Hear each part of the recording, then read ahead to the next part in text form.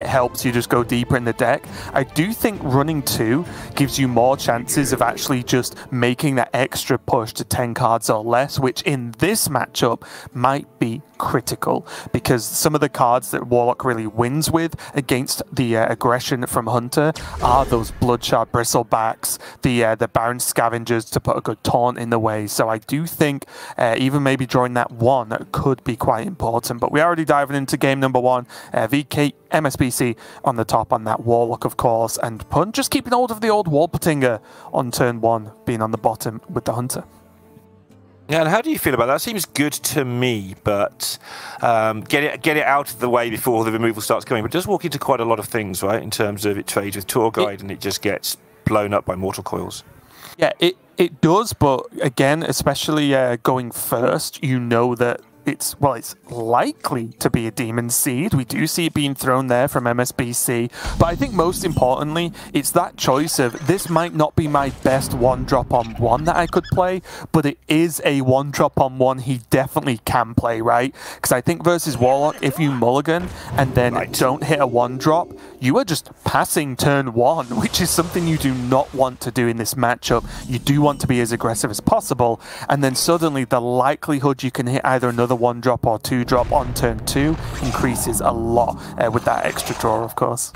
Yeah, and it goes back to the way a phrase I used to use a lot and I haven't had the chance. It's like this deck, this Hunter deck against this matchup kind of falls over the finishing line flat on its face. Every point of damage is really critical. Sometimes you just get a match where you stomp people with Hunter, you know, depending on the matchup. But against the Warlock, they've always got enough healing to keep hanging in. They'll find a taunt at some point. You've got to get every point that you possibly can done. Speaking on that, was interesting to see Pun taking his time there, whether he wanted to retain the health on the 2-2 Warpatinger or whether he wanted to trade the 2-2 in. He did go for the value trade to retain as many minions as possible, and he might well just be happy he did, especially after seeing Coin backfire, because that means that a potential Soul Rend is ever further away in time from that game plan. And even this pickup of Neophyte Lorinda looks very solid to me, especially because we can see what's in hand for MSBC. Yeah, he would have loved to have something else to do this turn, right? So he could play that next turn to avoid the Soul Rend and kind of lock things in, but next turn he's got other things to do, so he can't hold on to it in just hero power. So yeah, just getting stuff out there, and it's a lot of stuff out there, even on turn 3, so Soul Rend's a long way away. It's also going to be very interesting to see what happens this turn on MSBC's side, because if these Warpatingers live, Pun of course has the Wrangler to buff the Warpatingers already on board to push even extra damage, so it will be... Tap, null, now where is this? Oh! Okay, tough choice again. This turn gets progressively harder for MSBC. He is going to go for the null. He's just going to try and push back, put some damage, but he's taking away the damage of the most on board right now in the form of that Neophyte, which means Warsong Wrangler Go is a pretty good option, especially because there's Piercing Shot in hand. You look at these 3 cards, like, I want them all. Yeah, I mean, I think the real choice is between Moonfang and Warpatinger right now. I think so too. I think I like the damage just being pushed. Okay, Pun wants the bigger, sturdier minion for next turn, but would have pushed an extra, what, 4 this turn, put his opponent down to 9? The Moonfang's really big if there is no Soul Rend, right? Because all the little fiddly removal will come out now, and then it's like, hey, here's a Moonfang, deal that if you've got no fiddly removal left. So that's a choice if it doesn't get wiped now, for sure. If it did get Soul Rendered, then the Warlock does tend to have other stuff hanging around though, so...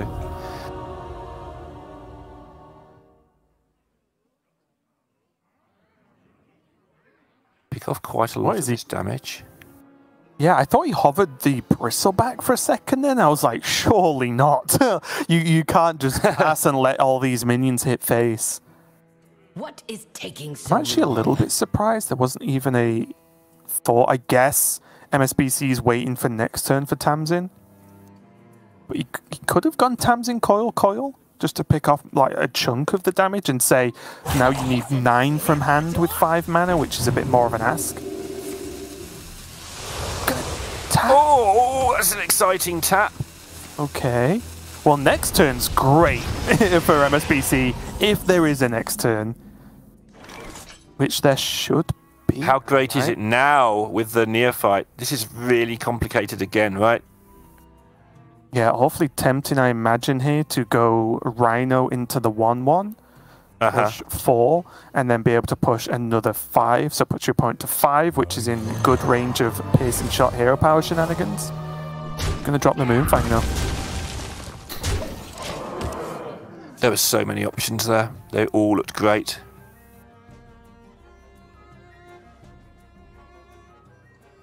Oh. I mean, this requires every card, right? So like coil, touch, touch from Tamsin here. If he chooses to play Tamsin, he has to go coil, touch, touch on the Moonfang just to kill it. And then I imagine the trade will have to happen on the Warsong Wrangler. You can't be put to 7 because that's just dead to aim shot. Shuffle off. Oh no, he'll heal for 4 from the last touch. Okay, that's something.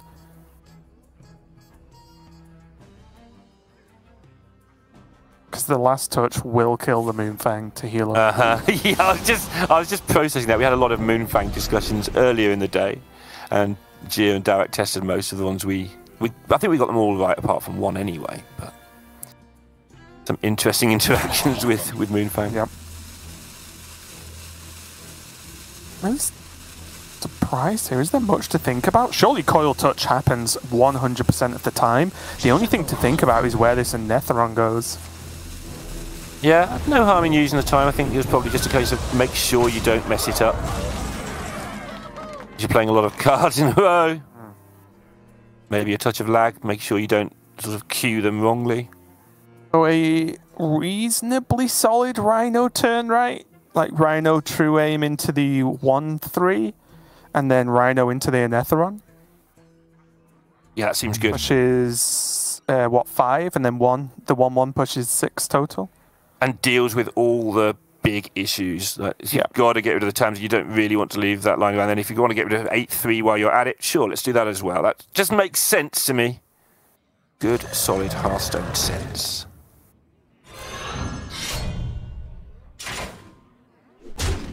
Wait. I mean... What's wrong? So he's doing this to push more damage, okay. I was wondering whether he was okay. He could have ended the turn with a 1-1. Maybe this is just not giving MSBC targets for the more removal, which is actually pretty smart. It's very jarring to see the weapon go into an 8 attack minion and not a 1 attack minion. So it's just wrapping your head around that very quickly. But yeah, it's lethal in hand with Demon Companion. Is it always? If it's 2 health, piercing shot does 4, 5, 6, 7. So it was a lethal setup. It's still is, right? Well, the quest went off, right? So wait, we can get Refer. Oh, okay, sure. Gets Refer? Okay, he didn't get it.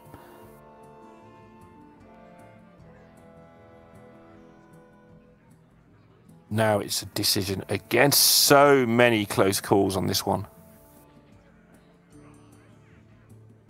Yeah, I think either way, Wrangler with Rhino number 2 buffed seems like a plan here because he has the weapon equipped. So that can cause some shenanigans here. Not going to play the Neophyte and just value the hero power. The swing goes in because, again, is he really going to need 3 charges of this weapon for this game? I think it ends either way. Yeah, he's got to be aware. He's seen so much of the removal get dumped into that Moonfang that he's got to be aware he's in a great spot. This is a pretty solid turn as well, right? Backfire into Bristleback on the 4-4. Gets to play the Baron Scavenger as well. Yeah. Looks good to me. Again, would be nice, of course, for MSBC to be able to play, like, in a perfect world, double Scavenger Giant looks very nice here, but I just don't think he can afford not to heal, right? You can't expect to not die on that low health.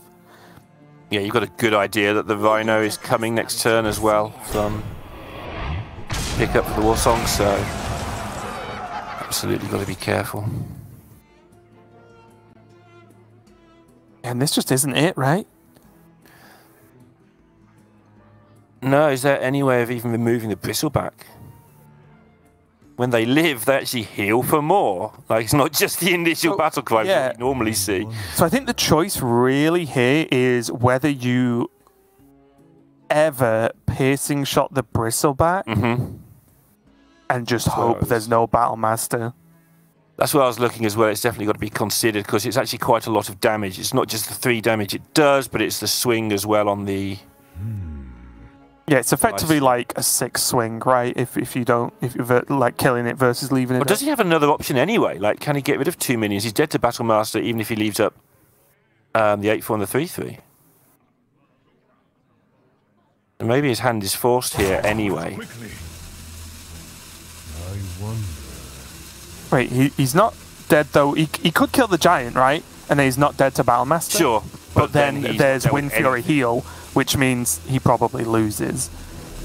Yeah. This is really tough. I think you have to just kill the bristleback and hope there's no Battle Master. I think this is really the winning play, even though we can see it's going to be a bit of a problem here for MSBC. Yeah, I wasn't even looking at killing the giant, but that does make sense to stay alive, like you said. But also, like you said, not only is there the heal, but you've made no progress. There's still a taunt on the board. Your Rhino's not going to get any damage. And MSBC gets the first one out of the way, and it's the Warlock, which had some pretty bad matchups against this lineup. He'll be very pleased to get that one out of the system. Won't have to play it again. Could easily have got 3-0'd that Warlock. It has been kind of soft targeted by a lot of these aggro lineups.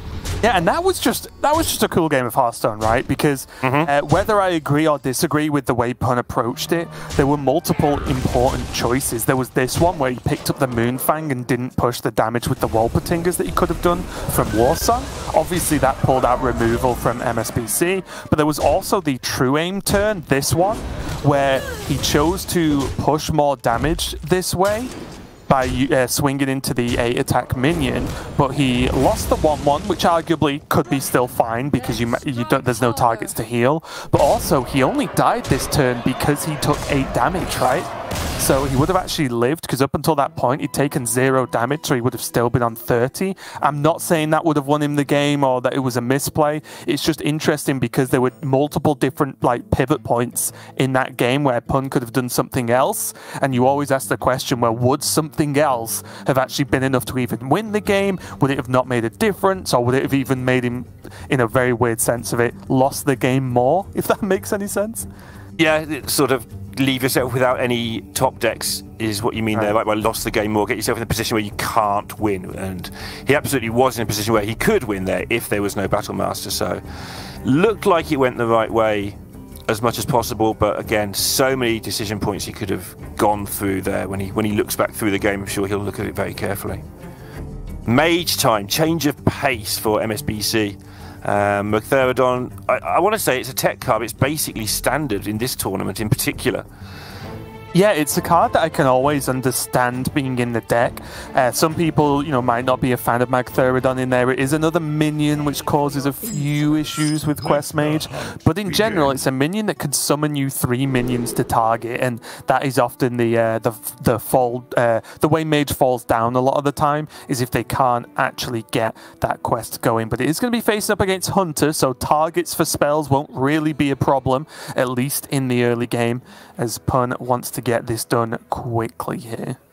And this is the very, very basic how Hunter has always been built discussion, right? Do as much damage as you can with your minions, stop attacking when they play a barrier, and finish them off with spells. That's the ABC. Obviously, there's a lot more going on there, depending how big your board is and so on. But basically, just curve out, get the minions out of the way, and hope you've drawn spells. Draw your deck in the right order. And it tends to get there. It does, yeah, especially because it's just the dodging the ice barrier is one of the most powerful things that Hunter's capable of. So we'll see if that plays out here for Pun. Getting the mulligans though, nothing too crazy for MSBC, but having that first flame means he can choose to actively respond to threats early on and doesn't have to go digging for them or generate them somehow. That's enough to push back any realistic Hunter opening. Yeah, Ice Barrier into Fire Sail is going to be a lot of damage removal as well. And Pun's going to struggle to get a lot of damage through with these set of minions at the moment. But coin used, removal, Neophyte coming down. Well, gonna slow down a touch.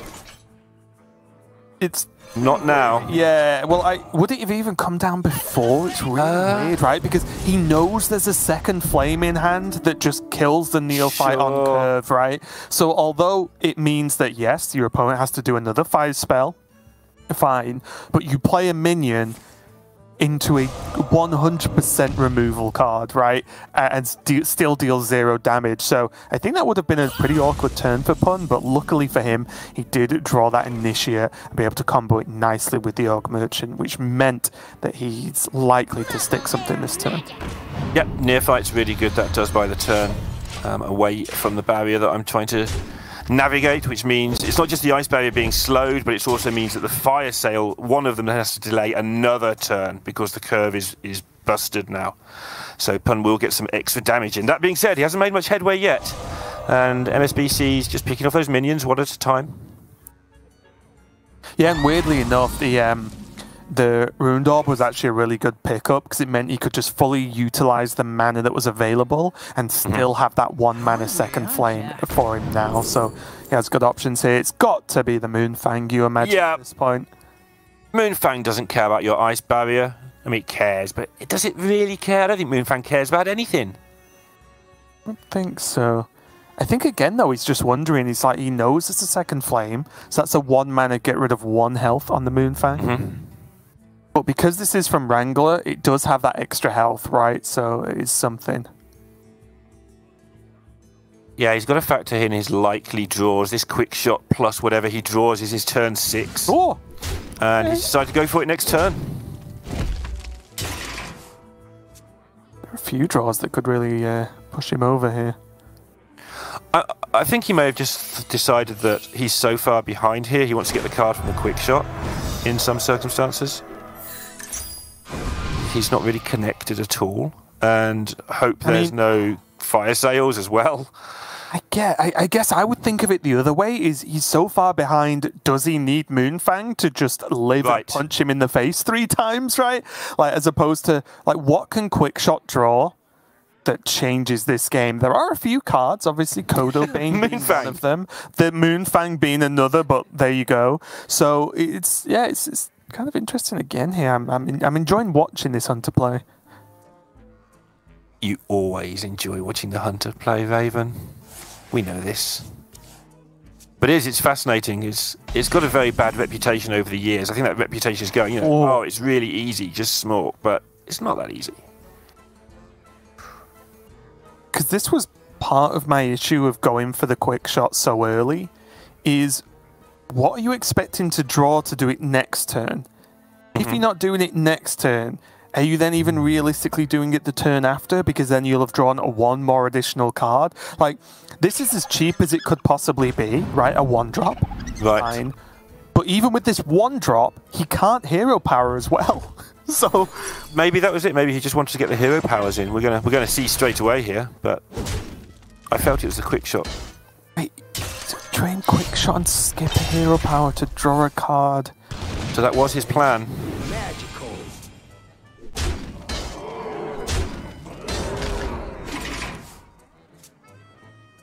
Deal 24, and the fire sails in hand.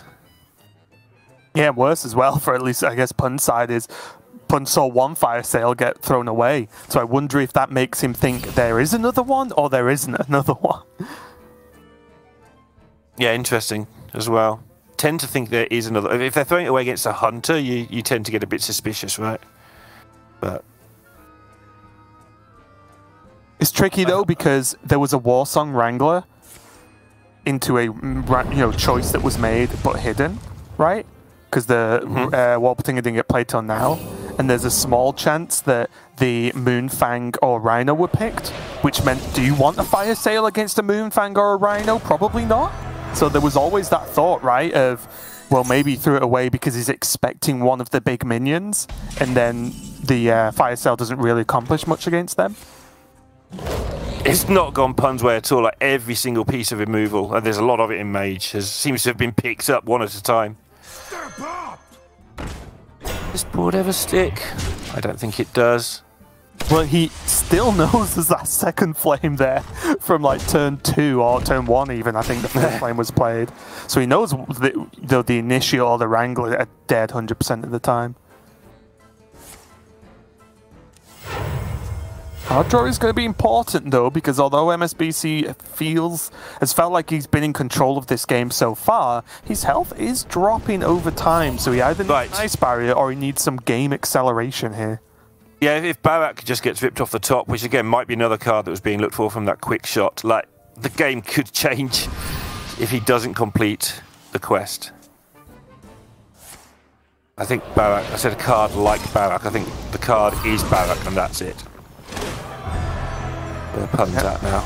Majority of this cleaned up though, Dawn Grasp down, and MSBC is facing down the Refer and a 1 attack weapon plus 1 single card, and it's not the worst card he could have drawn. He can push 5, and I think he should, right? I think he locks this in right now. It's as good as it's ever gonna get. Yep, I like it.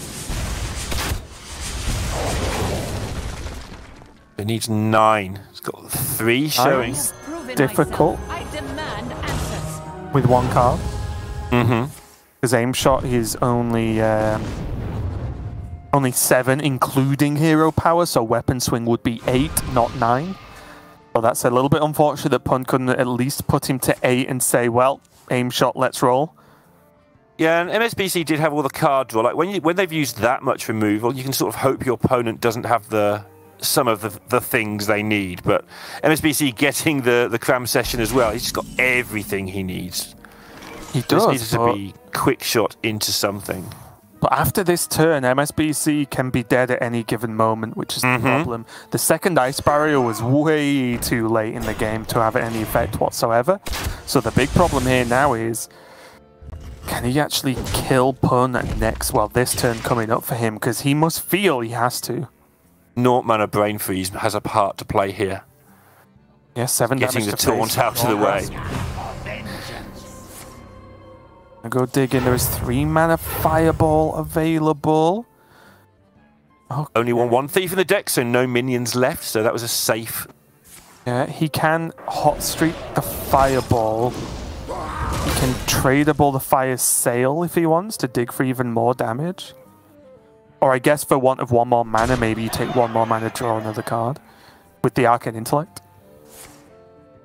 He could even go for the 1 thief into Counterspell Dream, because you know there's 1 card off the top and it has to be a spell. That's 10. Loads of stuff here. I think can we play 1 thief, right? Because if it is Counterspell, he's what? Dead to? Well, he's dead to Rhino. Is the problem? Lethal. Okay. Wait, so Ignite. Okay. So he's dodged the Rhino by killing off his own Thalnos. There's another Ignite. Aim shot! Oh, it had the aim shot! It's there! Insane. Just a little bit too slow there for MSBC. Pun just about getting over the line. Looked pretty difficult in general, but that does even up the series, and a good win there for Pun, because I think, as usual, if he'd lost that game and then MSBC's on, maybe we've seen this a lot this weekend, but Demon Hunter to win 1 game out of 3, I think you're feeling pretty confident there. So again, just interesting Hunter play from Pun. I kind of hope he wins now, because I want to see him play Hunter more. Yeah, absolutely. That last turn from MSBC looked a little bit clunky somewhere, but I'm trying to work out where. Well, what I liked your thing with the 1 thief. It's like, if you're not going to get it done this turn, then find a way to get another turn, right? Yeah, what I was also trying to look at, but I'll be honest, I didn't quite catch what mana was left at that point, was whether he could go Ignite and then Arcane Intellect to try and get the buffed Ignite back, and then go again, whether that was ever lethal. I'm not 100% sure what the damage numbers were and what mana he had, so... 3 mana after a 1 mana Ignite at that point, but I could be wrong there. Because it was at the point where you wanted to consider one thief into... Sure. So the one ignites 1 mana, then he has 2 for Arcane Intellect, then 1 mana wouldn't cut it, because flow does not reduce your mana for all cards shuffled in. Okay, cool. Well, I was just wondering, but we are moving on swiftly to the next game, of course, and it's going to be the Aggro Druid from Pun here. So another aggro deck, similar-ish to Face Hunter, but with some key differences. Of course, they want to open very aggressively, but there's a lot more sort of end game or late game potential from the Druid with the help of that composting, with the help of just being able to really just keep going on the board, whereas Hunter really relies on almost exactly Kodo Bane to be able to play a lot of late game scenarios. Yeah, it's not the best in the lineup. This is sort of the deck that looked a little bit weak in this particular matchup, obviously. In this particular match against MSBC, I felt that the Mage could be awkward for him, just the way things lined up here, especially with now the Warlock's gone out the way as well. Sorry, the Druid could be weak. Did I say Mage? I'm saying... No, I assumed you meant Druid, but... Hey. Yeah, I meant Druid. Because the fire sales are so powerful here, because everything has 3 health, it's just very difficult to really get going unless you get composting stuck. This is a great opening though, because this is a very, very quick 2/2/3s on turn 1. He can follow up with another Battle Guard, or he can choose to just maybe even go composting a little bit early. It's one thing that I am critical of sometimes, where I've seen in the past players like skip out on the 3-minion composting because they think maybe they want it to be a bigger one. But I think a 3-minion composting is pretty great, honestly. Like, 3 minions have to die, and when they do, you draw 3 more cards as an aggro deck. Maybe I'm just jealous because I play Hunter, but to me, that sounds very good. No, it goes back to the tests we were talking about earlier, how to test what a player's mindset is like, and yeah, the composting one, 3 is plenty. If you can get 3, you take it. I'm actually wondering if he's considering 2 here. I don't think we'll see that, but it's got to be... Yeah, I wouldn't hate to, but I think he can get away with a Battle Guard this turn. If he just plays it, I know it's kind of weird, but if he plays Battle Guard now, then next turn he has composting with Peasant as well. And even if that's into a fire sale, okay. Like, you skip, your opponent spends the whole turn doing fire sale, and then you get to draw 4 cards. Yeah, he chose there not to commit the second Razor Main there, right? It was just expect the first board to be tidied up and wanted something left for the likely composting that will stick, or at least get something. Just feels like he didn't really want to lose both, because then his big swing turn potential, sure, he could just win next turn if he draws Greybow or something, but the rest of his swing potential would have been eaten up. So that was an interesting play. Floating a mana with an aggro deck in a situation where you want the aggro is always pretty good. And yeah, this is what he saved by doing that. Now, big next question, right? Is he going to play the Oracle out, or is he going to do okay. Because there was a chance as well, right, where you wait, because Aggro Druid is weirdly capable of playing a long game, and you just play like Oracle Battle Guard something on the turn after. Yeah, if he had anything at all to do, I think he may have gone for that. Because like you say, you can have these crazy turns 5, turn 6s where you just make an unkillable board full of stuff. But against Mage, some of that stuff will get removed or frozen. But definitely a consideration.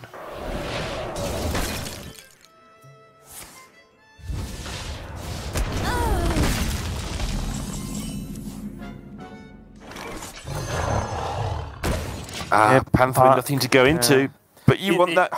It's slowly slipping away, isn't it? Although, again, to be fair, MSBC has no card draw right now, which is a huge deal, to the extent where, like, does he ever consider, like, just Flurry Pass for now? Is that too crazy? I'm wondering whether, one, he wants to even play an Ignite, because then it gives him more of a chance to draw another Ignite next turn, or whether he wants to use up first and second Flame, killing this Panther. It's a lot of removal to kill 1 card.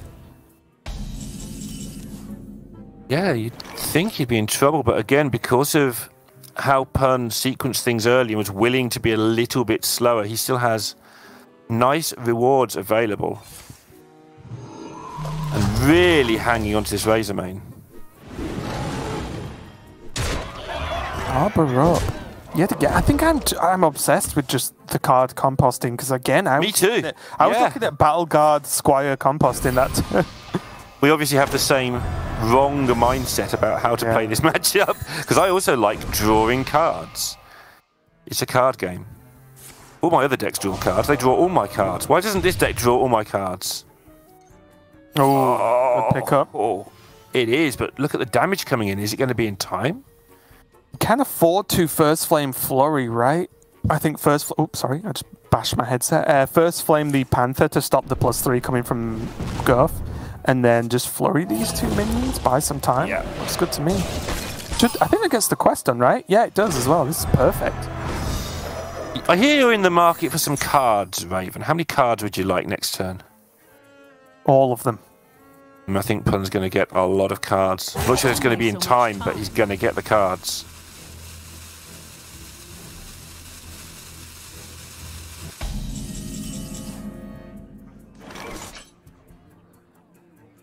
Okay. Makes things more interesting.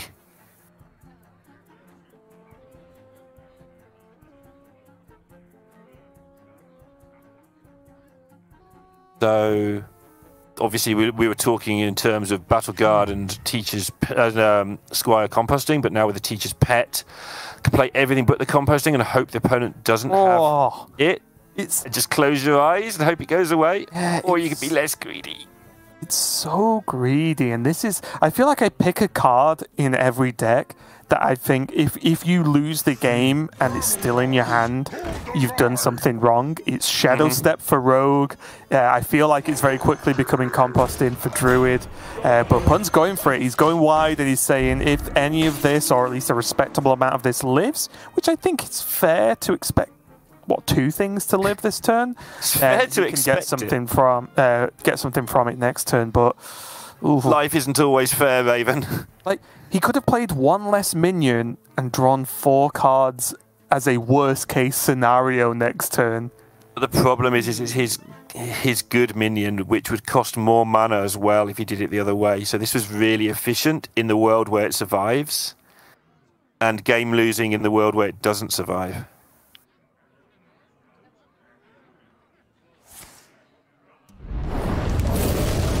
Doesn't look like it survives. Because that was a generated fire sale, right? He's already seen one early on. So you saw the shake of the head there. It's like, oh, you're going to generate fire sales, and I'm not going to win this game. I think that was the way you went with it. Oh, he didn't second flame. Okay. And also, Zigzaw is a pretty decent pickup. It is. It's the beast. Like, shuffling just an extra, like, huge set of beasts into the deck. Yeah, it means that MSBC's got to get on with it, or we're going to get a repeat of the Hunter game. Can he? He can't. That wasn't a Magtheridon setup, right? Because even if it wasn't, even if there was no Neophyte, it would have been Magtheridon for 4. Second Flame would have put him to 1. Yeah, it was, right? Magtheridon Second Flame Combustion. Whatever shall I do? Oh yeah, because the second flame would hit the middle thing. Yes, and then you combustion and push 3 either side. Sure. Oh, okay. I actually like the setup. It's just a rough that the 1 card that was drawn from Pun was exactly Neophyte, because I actually don't think that Pun could realistically have recovered from that turn if the Magtheridon clear came down. Yeah, he would have died in 2 turns pretty... the Magtheridon would have just picked off the things one at a time, with the help of maybe a ping or 2 or something, obviously with Divine Shields, but even a Greybow wouldn't survive that mess. Oh, and this could even still be okay, right? If he Brain Freezes the Zigzaw, and let's just say pings the Squire, right? He gives Pun more cards for next turn. Pun refills the board, and then he does the Magtheridon. As long as he doesn't play more than, what, 4 minions? So maybe that's why he doesn't want to kill one. Maybe he just Brain Freezes and doesn't ping. There's no Squirrel, there's no direct damage, apart from if you want to count Panther. Oh. So... there's a lot. You make 5 minions. Can. That's so huge. Shut down the Magtheridon if he does it. That's so big. And also, he's likely to do it just because it's like, how many fire sales did you say you had? Plus, he's likely to do it because there's nothing else he can do, right? Right, Just exactly. make the minions build the board. I guess the question is whether he commits Arbor up, but because again, it's sometimes it feels difficult to play Arbor up before you get to attack with the minions you're buffing, but at this point, I don't see a good reason not to. One minion has Divine Shield, one minion's going to have 6 health, and you see there, MSBC is not feeling it. Wait, he has 9 mana, it's fine. Can he kill one first? Yeah, he's okay, is he? Wait. Oh, yeah, he can't. Yeah. He's still fine, right? Because he drew the second flame. The second first flame. Yeah. How many first and seconds have we got going on here, Oh my god, that was so close. Like, he nearly couldn't get away with that. This one tickles. And now 8 damage. 6 or does? Just rip the prime. Just rip the prime. That's not the prime. That's not the prime. 2 taunts though, but they can be cleaned up by MSBC even with just the cards he has in hand. Like, Pun's face is like, all right, I'm going to play all these cards. I dare you to kill them all again, and he's going to. It is he might not bother. You playing against. I think you are expecting him to kill a lot of minions. Ignite, not what MSBC is looking for. I imagine he's really trying to find some more card draw right now.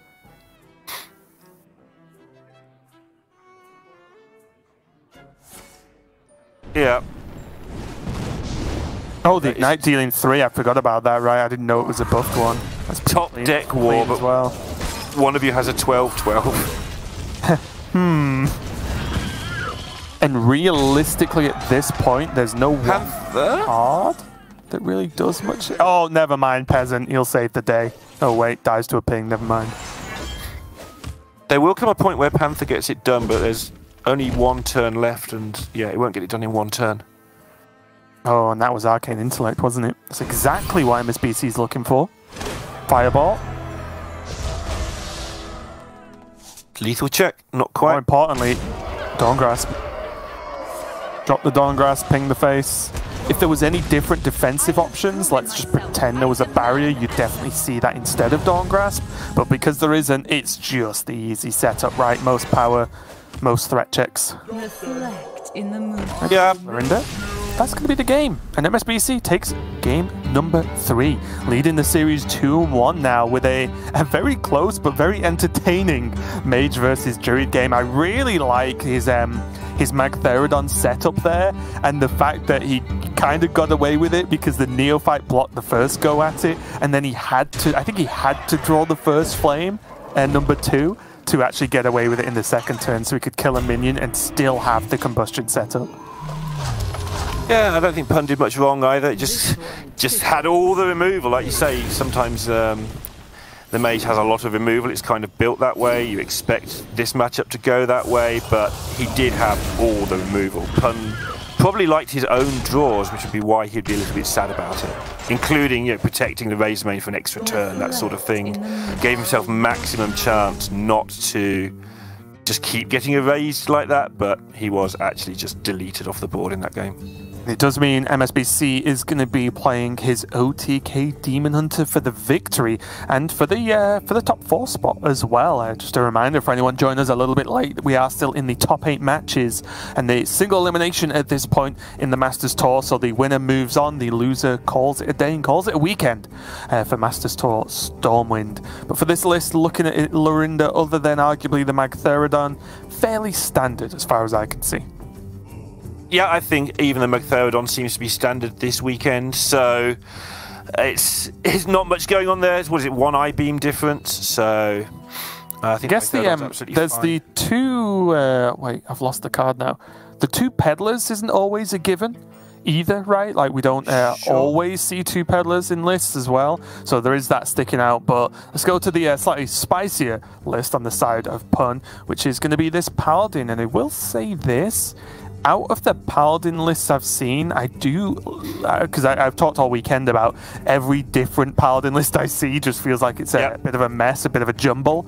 But I do like some of the cards in here. I do like the Skulker you can see there as a 2-drop, just to help out with making that early game a little bit more consistent, because that's where I feel Paladin falls over a lot of the time.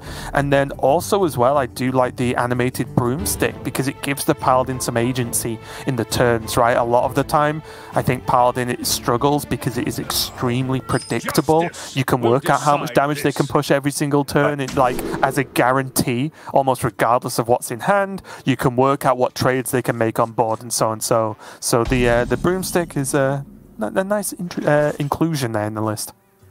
Yeah, the Skulker acts in this deck quite nice, I do agree, because one of the things we see Paladin lose to is just having everything cost 5 or 6. Right. Just have a handful of that.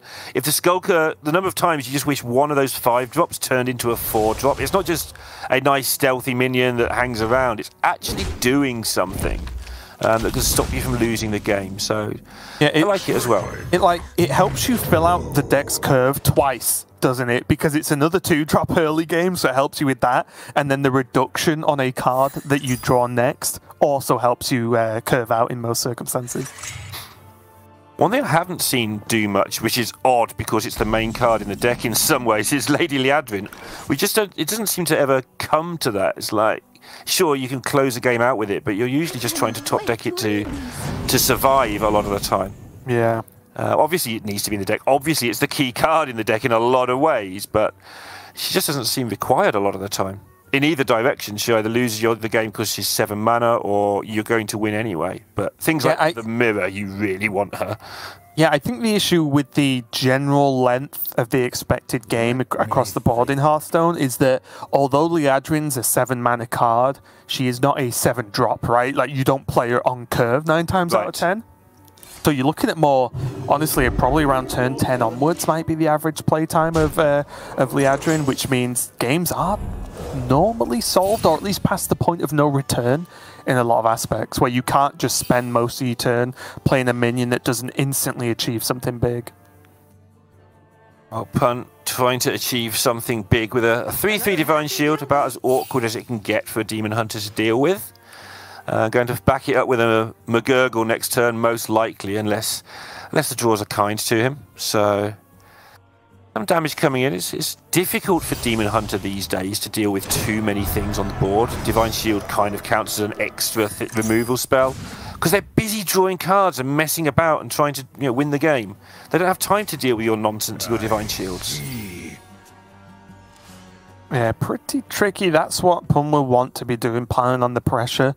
But the problem is what this next card's going to be for Pun. Because, yeah, he's got McGurgle and Hero Power as a worst case. But if this next card's a bit slow or a bit of a whiff, okay, which it's not, arguably. It's fine because of what he's got this turn, right? Yeah, it's just like every turn this happens, you're like, oh, well, that next card also has to be good. And then that next card also has to be very good to get him to Varian at the moment, which is the, I guess, goal number 1 for Pun. Seriously considering how to position this?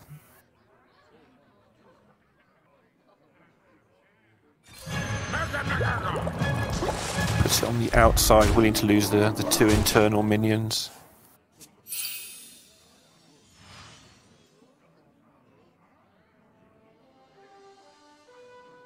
Yeah, and this lot's just starting to get there. Yeah, where is he gonna go with this? Is this just Coin Glide?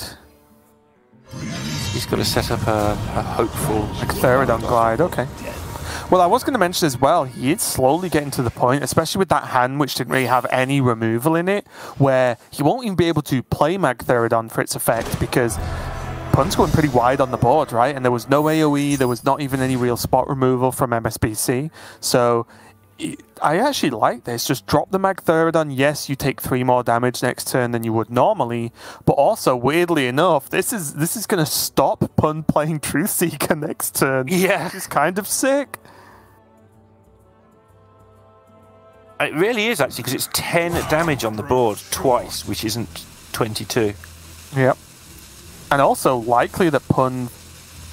It must be very likely that Pun just floats 5 mana next turn, right? There's obviously some cards like buffs he can get, but I'm just saying the way the deck is built, there actually aren't that many buffs you could even draw that are playable. So yeah, I like this a lot. That's just basically skipped a turn for Pun, and for Pun to skip a turn, it cost MSB 3 health. I can get behind that. Well, MSBC sort of knew he was going to get possibly an extra turn on top of the glide and on top of his next draw. If things went really badly in some worlds, he gets another draw to find a way to clear things up. As it happens, he's got it now anyway, and the game is going to really swing towards MSBC. But he is on 12. It's not all over by any short. Yeah, a little bit unfortunate that he has to do it this way. It's not like the cleanest, right, with using the Guild Trader and then the massive overkill that provides on those 3 1-3s. But still, most importantly, Magtheridon's there. May the light grant you peace. Yeah, most importantly, it cleared the board. Let's go with. I'm going to fight you on that semantic point. Did it clear the board, though? Because there's a horse. You're going to be iffy with words, Lauren. I will too. I lose. I lose. I lose. I'm not even going to fight it because I just so blatantly lost. Now, weirdly enough, is MSBC ever at a point? Okay, he's going Acro. I did wonder whether it was ever like Fell Screen Blast Spectral at that point, just because it kind of nicely kills the 2 1-1s. Right, and you don't pre-program yourself not to play the acrobatics in this deck unless you have to, or unless it's really good, because you really want it after your Kurtrus, but no time for niceties right now. You're still fending off an attack, and if the attack is fended off, you might have a bit of time to actually get on with your life. Clears another portion of quest as well, so this is all going pretty well, and Magtheridon has a clear path pretty much now as well. That Tusk Pierce will see to that. Yep, nice pickup there. Of course, MSBC could have hero powered to kill the 1-1 that's left over here, but the fact he can spend his mana on something much more active is a really big deal, because hero powering is often the lowest priority thing you want to be doing with this deck. Okay, Libram and Libram. Not a bad pickup there for Pun. It does mean that in a couple of turns, if Liadrin is picked up, it's at least going to have those powerful Librams behind it. Yep. MSBC could deal with one more turn of stuff, and then things are going to get awkward, but down to 12 cards in deck already. Some card draw in hand at least a bit.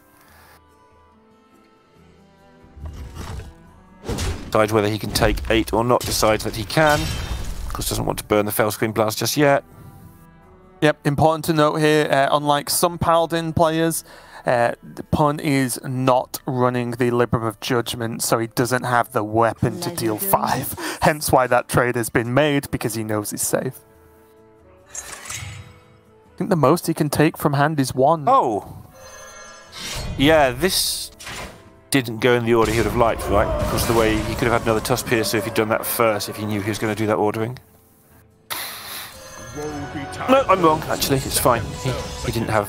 it's the 2 peddlers are confusing. He didn't have it in hand, right? Yeah. He's got 2. Yep, yeah, he has 2. Okay, well, big push now here from Pun. He gets to clean up this Kurtrus and keep Varian on board as a 7-7. And MSBC has to pull something out of the bag this turn. He no longer can feel safe and not dying since Varian is sitting there on the board. And... okay, he's going to start studies. Makes sense. Does have to glide for an absolute worst case scenario here. Got double cheapo Moarg now though with an Arcanist as well. Double cheapo. I don't know why that made me laugh so much, but it did. It's a cheapo Moarg. Yeah. Not a real Moarg. Sounds like one of the Smurfs. Was that one of the Smurfs? Cheapo Moarg. Yeah. One of the dwarfs, I guess. Sneezy, grumpy, and cheapo. Yeah. Doesn't spend any money at the bar. Yeah. He never buys us dinner. It's always us buying. always last there as well, so someone's already got them in. Always ask for the 10p change afterwards. He always wants yeah, on the taxi journey. Well, who's going to tip the dollar then? Oh, not me. He always works out the exact change for a taxi share, and it's just never worth it. Cheapo.